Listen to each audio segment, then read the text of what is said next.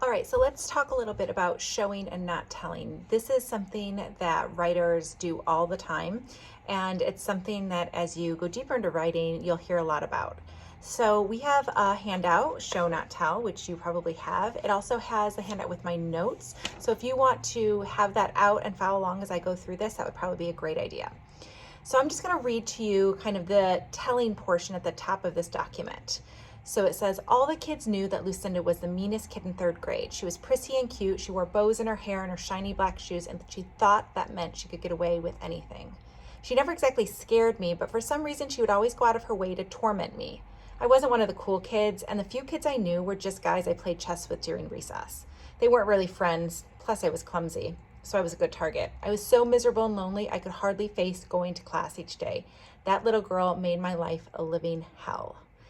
So here we have kind of this overview. We don't like Lucinda. We get all of that.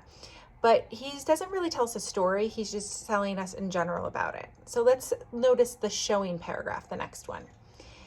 It says, when she saw me, she stopped. Her ponytail bobbed threateningly and her eyes tracked me across the cafeteria. When the recess bell rang, I clutched my chest set and dashed to freedom, eager to win the daily tournament of outcasts. Of course, I tripped in front of the whole class. Tennis shoes and sandals stepped around me and over me as I scrambled after pawns and bishops. And there was Lucinda, waiting for me to notice her. She smiled, lifted her shiny patent leather shoe, and slowly, carefully ground my white queen into the pavement. Ugh.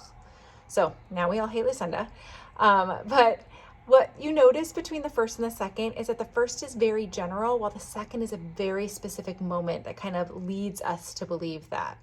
And so you can see that the first passage offers a list of details that usually happens, where the second passage has that one specific event specifically focused on how the author is feeling. And that's really crucial for memoir.